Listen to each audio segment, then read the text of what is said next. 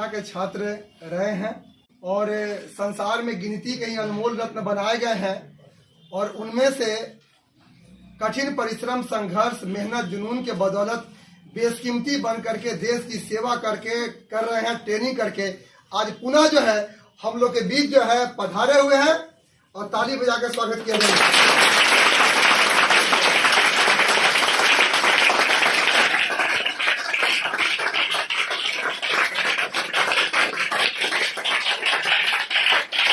दीपक जी जब कर सकते हैं तो आप क्यों नहीं? क्या है इनमें जो आप में नहीं?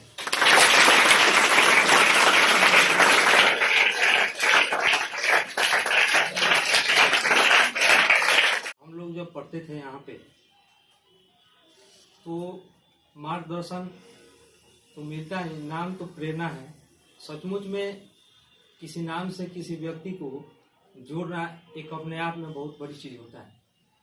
नाम, प्रेरणा और सर प्रेरित करने का बहुत बड़ा काम करते हैं। प्रेरणा, मोटिवेशन, तो इतना बड़ा मोटिवेशन ये छपरा जो है, छपरा में बहुत कम संस्थान होगा। हमने पढ़ा है, बहुत जगह ठगा भी गया है और ठगने के बाद यहाँ आया, लगभग 2.5-3 साल पढ़ा यहाँ पे। मैंने तो आया था यहाँ पे टेस्ट करने के लिए। हर लड़के भी डेमो क्लास आते हैं, लेते हैं और टेस्ट करते हैं कि हाँ आते हैं, 100 रुपया देंगे, नामांकन कराएंगे, टेस्ट करेंगे और क्या यहाँ का व्यवस्था है क्या। मैंने 100 रुपया दिया। पढ़ने की मानसिकता से आदमी नहीं आया था यहाँ पे, क्योंकि आदमी जब बार बार ठगा जाता है तो विश्वास उठ जाता है किसी पर से कि हो सकता है वैसा ही हो। लेकिन मैंने यहाँ पे आया था, नामांकन कराया था। उस समय टेस्ट करने आए थे कि सर क्या दो चार जगह ठग लिया, सब चलते हैं प्रेरणा वाले, इनको भी चाटेंगे थोड़ा ठगेंगे हम, बहुत जगह है। हाँ, ऐसा ही मेरा मानसिकता था। लेकिन आप किसी भी मानसिकता से जाइएगा, कहीं भी जाइएगा, यदि वहाँ का क्वालिटी, वहाँ का व्यवहार अच्छा रहा तो आपका व्यवहार भी क्या हो जाएगा, बदल जाएगा। मैंने भी क्या किया, यहाँ पे आया, पहला क्लास से ही सर ने ऐसा प्रेरित किया पढ़ाने का, चाहे और जो पढ़ाई की गहराई होती है हर जगह नहीं मिलती है। और मार्गदर्शन जो होता है, बहुत सारा इल्यूजन रहता है कि आप पैसा दोगे तो यहाँ नौकरी करा देंगे। आज तक तो सर ऐसा बात कभी भी किए नहीं। ये तो बहुत बड़ी उपलब्धि हुई।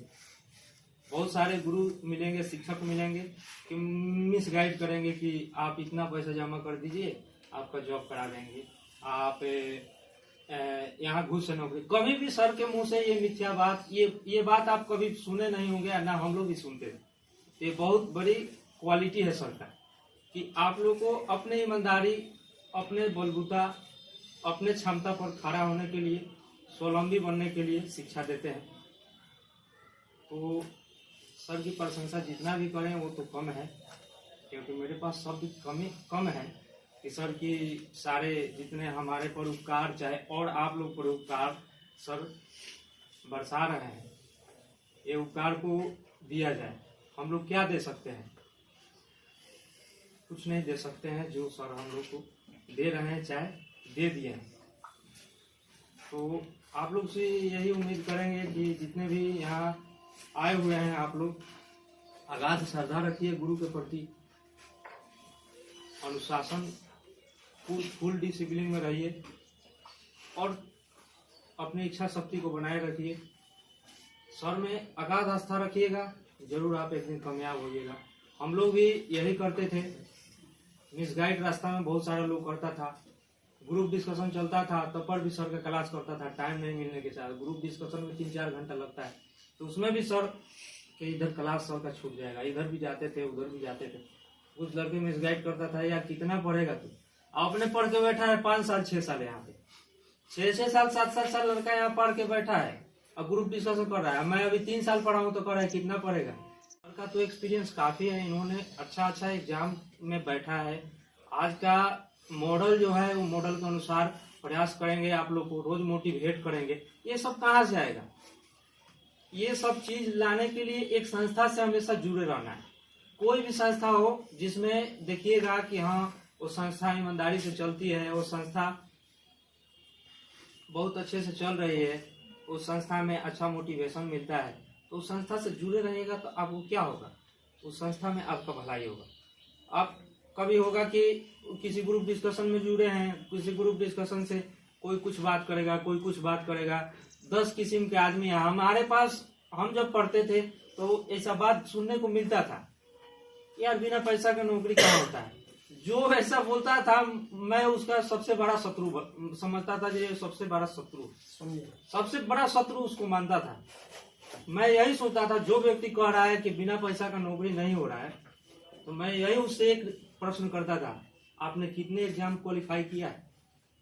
यदि आप 2-4 एग्जाम क्वालिफाई किया है और यदि आपका जॉब नहीं हुआ है तो आप कहिए कि पैसा से नौकरी होती है। आपसे एक एग्जाम ग्रुप डी लेवल पर, 4th लेवल पर, कोई भी लेवल पे एग्जाम नहीं निकल रहा है, आप बोल रहे हैं पैसा से नौकरी होती है। हम कैसे एक्सेप्ट कर लीजिए पैसा से। आप यदि 4-5-6 एग्जाम निकाल लीजिए और बोलिए कि नौकरी नहीं होती है, तो मेरिट लेवल पर जाइए, मेरिट से छटिए, तब हम बोलेंगे कि हाँ आपका नौकरी नहीं हुई, ये सब। लेकिन ये सब लोग वैसे लोग मिलते थे जो कि एग्जाम निकलने की तो बात क्वालिफाई नहीं करते थे। 30 नंबर सेट में, 30 नंबर, 35 नंबर, 32 नंबर आया 100 नंबर में, आप उसको उसकी एक मतलब क्या कहा जाता है, उसको एक बहाना था। आदमी को बहाना नहीं बनाना चाहिए। हम यही कहेंगे कि कोई भी व्यक्ति यदि ऐसा बात करता है तो आप उससे एक ही प्रश्न करिए कि आपने कितने एग्जाम को निकाला है भैया, नर्मता से पूछिए कितने एग्जाम को निकाला है। यदि आपने रियल आप लोग से बता रहे हैं, हम पढ़ने में मॉडरेट लड़के थे यहाँ के विद्यार्थी में। किसी का नंबर सेट सर का जो था पॉलिटिक्स का सेट कुछ गहराई से था, तो उसमें मेरा 30-32 नंबर, लेकिन हाँ 30 से 32 नंबर आता था, लेकिन हम लोग ईमानदारी से, हाँ जो आता था वो, कभी सर को उस पर मेरे पर शक नहीं हुआ कि दीपक जी 30 नंबर लाए, ज्यादा ला दिए अपने क्षमता से ज्यादा, कभी शक नहीं होने। जितना जानता था उतना ही, ये नहीं कि 30 के लायक है मंगा दिए 50 नंबर, तो इससे आपको कामयाबी तो नहीं मिलेगी। तो ये सेट जो मारते हैं, सेट क्या होता है, आदमी का ग्राफ होता है। आप यहाँ 30 नंबर अचीव करिएगा तो आप वहां जाके ऑनलाइन डेस्कटॉप पे बैठिएगा, चाहे जो भी क्लास में बैठिएगा वहां भी 30 नंबर आएगा।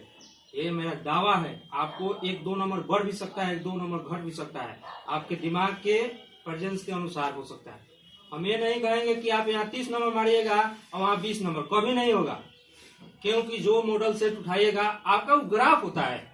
100 नंबर जो आता है वो ग्राफ होता है, इसलिए प्रयास करिए सेट में ज्यादा से ज्यादा नंबर को स्कोर कर। मतलब हम लोग सर के मुंह से बार बार बोले जाते थे लड़के, और सर जिससे प्यार करते थे हम लोग।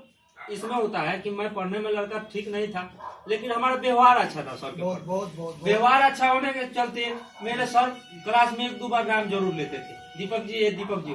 मैं अपने आप को सोचता था, गिल्टी फील होता था, मैं तो पढ़ने में तेज हूँ नहीं और सर मेरा नाम ले रहा है, कुछ हमको एक्स्ट्रा पढ़ने में लगाना चाहिए एफर्ट। लोग कैसा सोच, ठीक है, एक्स्ट्रा एफर्ट करना चाहिए कि हमारा व्यवहार ही सिर्फ पूजा जाए और काम कुछ है नहीं। तो मैं एक्स्ट्रा कुछ करने की कोशिश करना था, एक्स्ट्रा मेहनत करता था, एक्स्ट्रा पढ़ाई करता था। जीके जी जो 3 घंटा पढ़ना पड़ता था वो 6 घंटे याद करता, 7 घंटा याद करता। कभी कभी तो इतना याद करता था कि नाक से सर ब्लीडिंग होने लगता था, सर वो फट जाता था। कोई जब दिमाग इधर उधर भटकता था सर, तो मैं सोचता था बोल बोल के पढ़ो, मुंह से साउंड निकाल के पढ़िएगा तो दिमाग इधर उधर नहीं भटकेगा। ऐसे आप मौन होके पढ़िएगा, ऐसे अंडरलाइन करके पढ़िएगा तो ध्यान इधर उधर भटकता है। बहुत सारा चीज दिमाग में आता है, हम लोग यंग हैं, बहुत सारा चीज दिमाग में आता है, तो हम दिमाग को एकाग्र करने के लिए उसको थोड़ा साउंड को बढ़ा देते थे। सर ये काम करते हैं, ये अनोखा काम है। ये आप लोग का समझिए, एक पीरियड यदि खत्म हो जा रहा है तो इस पर कोई प्रकार का रिग्रेट नहीं होना चाहिए कि सर एक लड़के को बुलाकर और उसका लेक्चर में ही एक क्लास निकाल दिए। ये मोटिवेशन का काम करता है, एक सच्चाई जीवन का आपको प्रयोग जीवन में मिलेगा कि हाँ उन्हें कितना संघर्ष किया, कितना ईमानदारी से पढ़ा, कितना कर्तव्यनिष्ठ से किया और कितना सर के प्रति उसका अगाध श्रद्धा था। नए दिवस पे मैं सर के प्रति कुछ लेख भी लिख दिया करता था। आज लेख लिखा है, लेख लिख दिया करता था, सर ऐसा ऐसा बात है। तो क्या होता था, कुछ इस टाइप के मेरे में गुण थी कि हाँ, बाकी वही पढ़ाई में मॉडरेट था, वही बार बार कहते थे पढ़ाई में मॉडरेट था। पढ़ाई कोई ठीक ठाक, मतलब और सब विषय ठीक थी, लेकिन जीके जीएस कमजोर था, क्योंकि 10th क्लास तक आदमी तो इतिहास भूगोल इग्नोर करके चलता है, ये सब विषय सोशल साइंस जो है उसको इग्नोर करके चलता है, तो इसीलिए कमजोर था। लेकिन यहाँ पे आने के बाद 2-2.5 साल पढ़ा, उसके बाद जब एक बार साइकिलिंग हुआ, जब एक बार साइकिलिंग हो जाता है, पूरा एक चक्कर घूम जाता है, उसके बाद दोबारा साइकिलिंग होता है तो ज्यादा पकड़ में आना। आप किसी भी बुक से पढ़िएगा, वो दिमाग में घुसेगा नहीं, याद नहीं होता है जल्दी। जब एक बार यहाँ पढ़ लीजिएगा तो वो चीज को आपको एक बार पढ़िएगा तो वो पढ़ा हुआ चीज आपको दिमाग में तुरंत सेट कर जाएगा। ये आप लोग को यही बात बोलूंगा कि एक साइकिल जरूर पढ़िए, एक साइकिल पढ़िए, उसके बाद मन करे तो और एक साइकिल पढ़िए। एक साइकिल का मतलब आप एक चक्र है पूरा, उसमें जितना विषय आता है, विश्व का भूगोल, विश्व का इतिहास, जो भी है सारा चीज, पॉलिटी साइंस जो भी है, पूरा एक साइकिल पढ़िए, साइंस से लेके ऐसी पूरा टोटल चीज। अब तब देखिए आप कोई भी विषय में अच्छा स्कोर।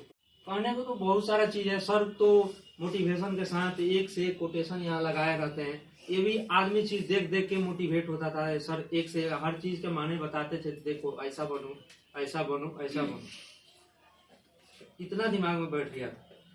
सर बोला करते थे कि मत कर नसीब हाथों के लकीरों पर यार, मत कर यकीन हाथों के लकीरों पर यार, नसीब तो उनके भी होते हैं जिसके हाथ नहीं होते।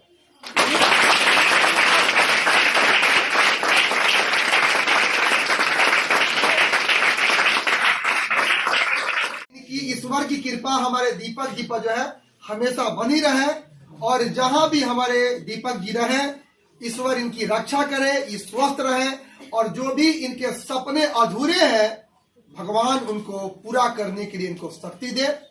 मेरा आशीर्वाद हमेशा इनके साथ रहेगा।